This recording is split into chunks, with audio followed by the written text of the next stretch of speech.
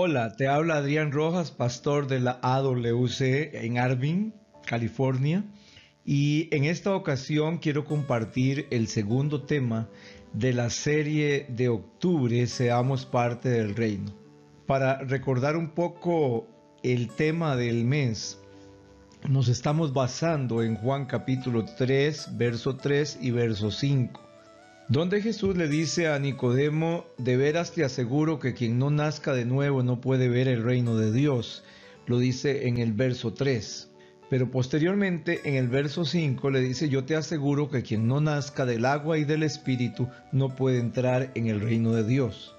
Hemos estado viendo la diferencia entre ver y entrar. Una cosa es estar viendo el reino de Dios en otras personas, estar viendo el reino de Dios operando de diferentes maneras, y otra es entrar a ese reino y ser parte y poder vivir en el reino de Dios y poder experimentar todas las cosas. Por eso dice que para ver el reino hay que nacer de nuevo, pero para entrar hay que nacer del agua y del Espíritu, y que el agua precisamente es esa palabra, es la transformación de nuestra mente. Hoy vamos a trabajar sobre Marcos 10:15, cuando dice: les aseguro que el que no reciba el reino de Dios como un niño, de ninguna manera entrará en él. Es ese cambio de mente para poder entrar al reino. Vean que Jesucristo está diciendo de ninguna manera, no hay otra forma. La única forma de entrar en el reino de Dios, de recibir el reino de Dios, es como un niño. ¿Cómo es la mente de un niño? ¿Cómo entiende y cree las cosas un niño? Por eso el primer paso es entender que para entrar en el reino debes tener la forma de creer de un niño. No puedes cuestionar, aunque parezca una locura lo que Dios está diciendo, no debes cuestionar. Como vimos el domingo anterior, cuando hablábamos de mover la piedra, ese mover la piedra de la tumba de Lázaro para que Jesús pudiera hacer el milagro. Tenemos que mover la piedra de la incredulidad, ese corazón de piedra que tienen los adultos, para poder permitir que Dios haga el milagro. Y entonces poder entrar en el reino de los cielos. ¿Y qué es el reino de los cielos? En el original en que fue escrito el Nuevo Testamento, estamos hablando del griego, la palabra que aparece es basilea, que significa el poder absoluto. Y entonces entendemos que para entrar en ese poder absoluto de Dios, debes cambiar tu mente por la de un niño. Y ese poder absoluto de Dios, ese reino de los cielos, de acuerdo a como Jesús lo plantea, es algo que se desarrolla en un tiempo diferente al del ser humano. Estamos hablando del momento de Dios. ¿Cuál es el momento de Dios en el tiempo? Yo quisiera que pensáramos en esto. El reino de los cielos viene súbitamente. Viene de un momento a otro. Viene cuando nuestra mente y nuestro corazón se dispone a poder recibirlo. Y entonces vemos que el reino de los cielos aparece en el tiempo propicio, en el momento adecuado, en ese de repente de Dios. El problema es que estamos muy acostumbrados a vivir en el cronos. En el original griego aparece tanto la palabra cronos como la palabra kairos, y ambas son traducidas en el Nuevo Testamento como tiempo. Sin embargo, su significado es totalmente diferente. El cronos se refiere a la medida del tiempo de acuerdo a cómo lo maneja el ser humano. Estamos hablando de años, meses, semanas, días, horas, minutos, segundos. Está marcado el tiempo. El cronos es la forma en que el ser humano mide el tiempo. Pero Dios es eterno. Dios no mide el tiempo. Dios trabaja a través del kairos. El kairos es la medida de tiempo correcto. Se refiere al tiempo oportuno de Dios, el momento favorable, el instante preciso, ese de repente de Dios. Es un tiempo en el que Dios hace, es un momento adecuado. Es como cuando viene la ola y estás jugando con las olas del mar y ves que viene la ola perfecta para montarte en ella. Y si no te subes a la ola, esa ola va a pasar. Es un momento oportuno cuando pasa la ola y dejarme ir con ella. No va a volver a pasar la misma ola. Por lo tanto, tengo que estar listo para ese momento, esa oportunidad. Así es como funciona el reino de los cielos. Viene sobre tu vida en el tiempo de Dios. Y si no aprovechas la oportunidad y te montas en la ola, nada va a pasar. Siempre hay un momento de Dios y el tiempo de Dios es perfecto. Y si no podemos entender lo que Dios nos está hablando, no podemos entrar al reino. Hay un pasaje, por ejemplo, en Efesios 5, 16, 17, que en una versión más antigua de la Biblia dice, aprovechando bien el tiempo. Entonces la gente fija su mente en el cronos, en los minutos, segundos, en el estrés, pero a eso no se refiere. Cuando leemos Efesios 5, 16, 17 nos está hablando del kairos, es lo que aparece ahí, aprovechando bien el momento de Dios, porque los días son malos. No sean insensatos y comprendan la voluntad de Dios. Es aprovechar la oportunidad, el momento que Dios nos está ofreciendo. Igualmente en 2 Corintios 6:2 el apóstol Pablo dice, porque él dice, refiriéndose a Jesucristo, en el momento propicio te escuché y en el día de salvación te ayudé. Les digo que este es el momento propicio de Dios. Hoy es el día de salvación. ¿Qué está diciendo aquí el apóstol? O sea, hay un momento propicio, hay un tiempo de Dios, hay un kairos de Dios, pero luego dice, este es el momento. Depende de ti que sea el momento de Dios. No depende de Dios, el momento de Dios está ahí. Cuando vas caminando por la calle, en este momento donde quiera que estés, alrededor tuyo están pasando ondas de teléfono celular, ondas de radio, ondas de televisión, pero no las puedes ver, no las puedes captar. La única forma en que podrías hacerlo es que te instalen un receptor. Y entonces vas a poder ver todo lo que hay, todas las ondas que hay a tu alrededor y podrías capturar una de esas ondas. Así funciona el reino de Dios, está aquí, está alrededor nuestro, pero el que no ha nacido de nuevo no puede verlo. Ahora, hay muchos que deciden recibir a Jesús como Señor y Salvador. De pronto le instalan ese receptor. De pronto tiene la capacidad de observar la cantidad de ondas del Espíritu que están ahí. Es el reino de Dios. Pero si no se conecta, si no entra en conexión con el canal correcto, de nada vale que esté ahí. Ahí está el momento de Dios. Por eso dice, les digo, este es el momento propicio de Dios. Hoy es el día. El problema es que muchos se quedan esperando y aún más pierden la esperanza porque no entienden que deben conectarse. No es que alguien los va a conectar. Se convierten en soñadores de Dios, pero nunca experimentan o toman las acciones necesarias para mover la piedra y permitir que Dios haga el milagro. Así que el momento oportuno es ahora, es el momento para mover la mano de Dios sobre nuestras vidas. Esa mano de Dios, dice, es el momento propicio. Es el momento propicio en que te estoy escuchando. Es el momento propicio de salvación. Es el momento propicio en el que te voy a ayudar. Este es el momento propicio de Dios. Hoy es el día. La Escritura dice, humíllate pues bajo esa poderosa mano de Dios. Humíllate pues bajo esa poderosa mano de Dios para que Él te pueda exaltar a debido tiempo, en el tiempo oportuno, en el kairos de Dios. La poderosa mano de Dios se moverá a nuestro favor. Solamente necesitamos de un sometimiento, de una humillación, de una obediencia para que la mano de Dios se mueva en el tiempo preciso.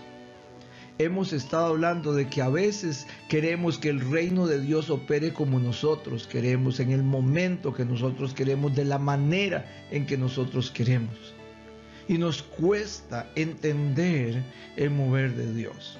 Me acuerdo muy bien cuando mi hija Gabriela, que tenía en ese momento 3 meses, ella nació en Los Ángeles, California, y hubo 5 casos de meningitis grave. A ella no la pudieron dictaminar a tiempo, así que cuando la lograron dictaminar con la meningitis, nos llamaron y nos dijeron que a esa niña le quedaban 10 días de vida. A partir de ese momento comenzamos una guerra contra esa enfermedad. Ayuno y oración, ayuno y oración. Pero nosotros esperábamos que el milagro de Dios fuera inmediato, que Dios respondiera con poder y la sanara. Pero pasaron los días. Al 5.º día le cambiaron el médico y la nueva doctora nos llama y dice: ha habido una pequeña mejoría. La niña tiene un 50% de posibilidades de sobrevivir, pero vamos a darles un entrenamiento porque esta niña quedará toda su vida como un vegetal, postrada en una silla de ruedas, no va a poder comer por sí misma, no va a poder hacer nada por sí misma y ustedes van a tener que cuidarla por el resto de su vida. Personalmente no acepté esa palabra y seguí peleando, pero yo estaba molesto porque no se daba el milagro y seguía peleando. Pero en el tiempo de Dios, en el momento preciso, a los 10 días exactos, cuando precisamente la boca del médico que la dictaminó había dicho le quedan 10 días de vida, se supone que al día 10 yo tenía que sacarla muerta. El día 10 fue dada de alta. De los 5 casos, solo 1 sobrevivió. Y hoy tuve una enfermedad que duré 8 meses. 8 largos meses con dolor, con muchas circunstancias difíciles, momentos de desesperanza, con niños pequeños, postrado en una cama, preparado ya casi para decir me voy con Dios, porque ya no voy a sanarme de esto. Me habían dicho que tenían que operarme y yo luchaba con Dios. Los primeros meses inclusive estaba enojado también y quería como que las cosas fueran diferentes, pero yo no puedo cambiar el reino de Dios, ni el momento oportuno de Dios. No puedo cambiar lo que Dios ha determinado. Y pasaron los meses, llegó el mes 8 y al mes 9 me iban a operar. Repentinamente me dicen: no, ya usted no tiene nada, ya no hay que operarlo. ¿Por qué tuve que esperar tantos meses? Porque fue el momento de Dios. ¿Qué pasó durante esos 8 meses? Aprendí cosas demasiado buenas. Aprendí a depender de Dios de una manera diferente. Realmente el reino de Dios no es como nosotros lo pensamos. Si no tenemos la mente de un niño, no podemos entrar al reino de Dios. Si no nos humillamos como un niño, eso es lo que dijo Jesús: si no se humillan como este niño, si no nos humillamos como un niño bajo esa poderosa mano de Dios, sin resistirnos en su debido tiempo, en el kairos de Dios, Él nos va a exaltar. La pregunta clave aquí: ¿podemos provocar el momento oportuno de Dios o es algo que viene? Con el tiempo yo he aprendido que el momento oportuno de Dios sí lo podemos provocar. En el libro de los Hechos encontramos 2 episodios muy importantes. Uno está en el capítulo 1 y otro está en el capítulo 2. En el capítulo 1, del verso 8 al 10, encontramos a Jesús ya resucitado, rodeado de 500 discípulos aproximadamente. Eran 500 personas que estaban ahí alrededor de él escuchando. Ahí fue donde él habló lo que aparece en Mateo capítulo 28, ¿verdad? Al final, donde dice: yo tengo todo el poder, toda la potestad, yo los envío, etcétera, etcétera. Pero también aquí en el verso 8 dice: pero cuando venga el Espíritu Santo sobre ustedes, recibirán poder y van a ser mis testigos en Jerusalén, en Judea, en Samaria y hasta los confines de la tierra. Y habiendo dicho eso, dice que mientras esas 500 personas lo estaban viendo, fue llevado a las alturas, subió en una nube y se ocultó de la vista de todos. Y ellos se quedaron mirando fijamente al cielo mientras él se alejaba. Si pudiéramos ver esa imagen y decir: si yo estuviera ahí y él me hubiera dicho que esperara en Jerusalén hasta que viniera ese poder del Espíritu Santo, ese poder del reino sobre mi vida, ¿qué habría hecho yo? El asunto es que de esos 500, ¿cuántos fueron obedientes? ¿Cuántos aceptaron esa palabra con la mente de un niño? En el capítulo 1, verso 15, nos dice que ya solo quedaban 120, o sea, el 24% de los que estaban cuando Jesús habló. El resto se fue, se desanimó, no quiso seguir esperando el momento de Dios. Pero estas 120 personas decidieron provocar el momento oportuno de Dios y siguieron orando, ayunando, clamando al Señor, buscando ese momento que Jesús había prometido. Pasaron 30 días, pasaron 35 días, pasaron 40 días, 45 días, 49 días y no sucedía nada. Pero al día 50, el día de Pentecostés, dice que estaban todos unánimes en un mismo lugar, y en un de repente, en ese kairos, en el tiempo de Dios, vino del cielo un ruido como una violenta ráfaga de viento, llenó toda la casa donde estaban reunidos y se les aparecieron como lenguas de fuego que se repartieron y se postraron sobre cada uno de ellos. Todos fueron llenos del Espíritu Santo, todos fueron llenos del reino de Dios y comenzaron a hablar en diferentes lenguas según ese Espíritu Santo les concedía expresarse. Y hubo un mover profundo del reino de Dios a tal grado que ese día se convirtieron 3,000 personas. Y una de las características más interesantes que encontramos en este pasaje es la palabra unánimes, con una misma mente. En griego la palabra que aparece es homotumandum, que es con una misma visión. No es solamente estar juntos, sino estar esperando la promesa de una visión. Una iglesia sin visión no va para ningún lado, no importa toda la actividad que tenga. Hay iglesias que viven en mucha actividad, pero ¿cuál es la visión? ¿Qué es lo que Dios ha mostrado? ¿Qué es lo que Dios dice que va a traer en su momento? Si estás en una iglesia, tienes la obligación de conocer su visión. Tienes la obligación de entender esa visión, de involucrarte en esa visión y de apasionarte. Si no conoces la visión de la iglesia, o peor aún, no estás de acuerdo con la visión de tu iglesia, sinceramente te digo, no deberías estar ahí. ¿Por qué? Porque una de dos, o somos parte de la visión o entorpecemos la visión. Por eso muchos de los 500 se fueron. No tenían la pasión para poder esperar la visión que Jesús había puesto en la mente y el corazón de aquel grupo. Pero esos 120 estaban totalmente en una misma mente, con un mismo objetivo, provocando el momento de Dios. Por eso es importante que conozcas la visión de tu iglesia, que la sientas en tu corazón, que te involucres al máximo y te apasiones con esa visión.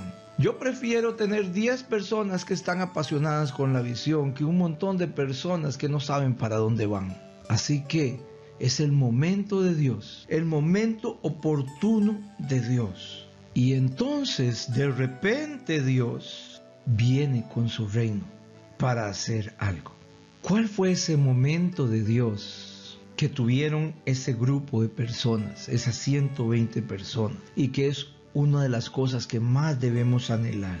Malaquías 3:1-3 dice: de pronto, de repente, en el momento oportuno, vendrá a su templo el Señor.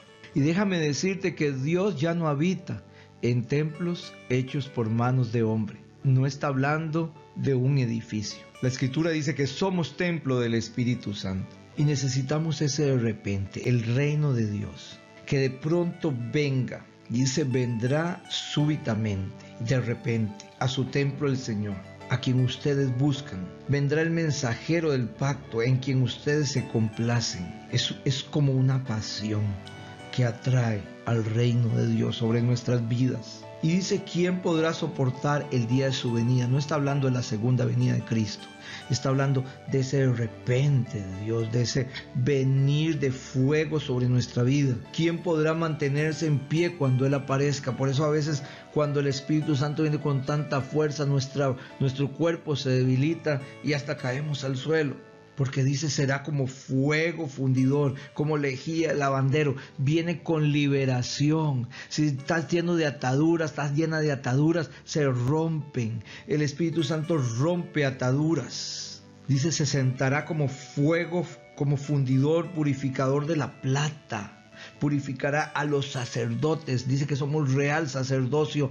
Es lo que Juan Wesley decía, que todo creyente debe buscar con todas sus fuerzas el bautismo, la llenura del Espíritu Santo, con esa evidencia interna de liberación.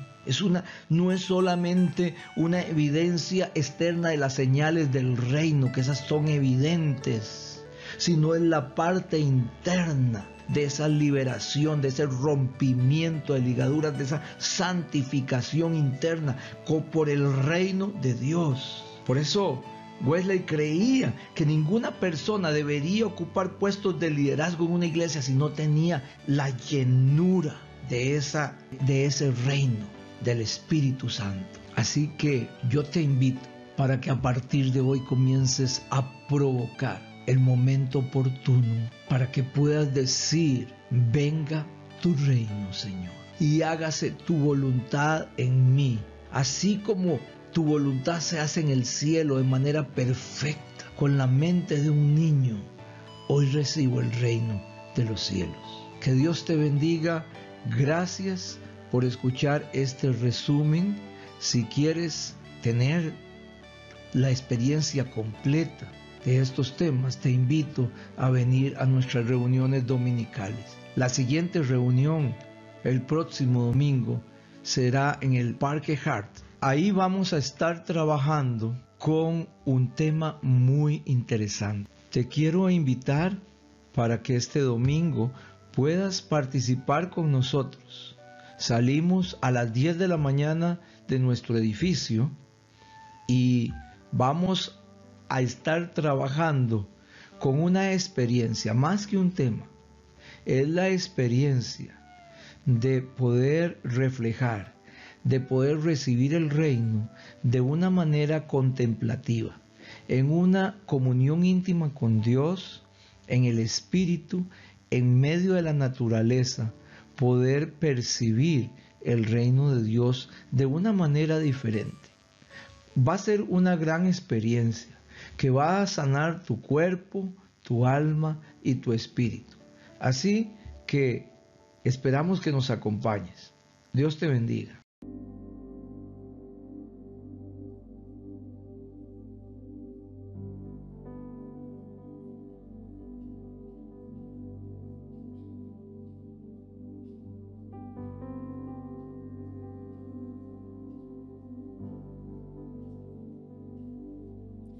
Quiero perder mi asombro,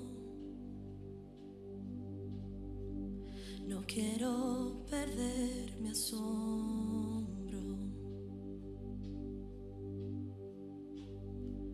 Con mis ojos quiero ver, como un niño quiero ser, mirando la hermosura de mi Rey.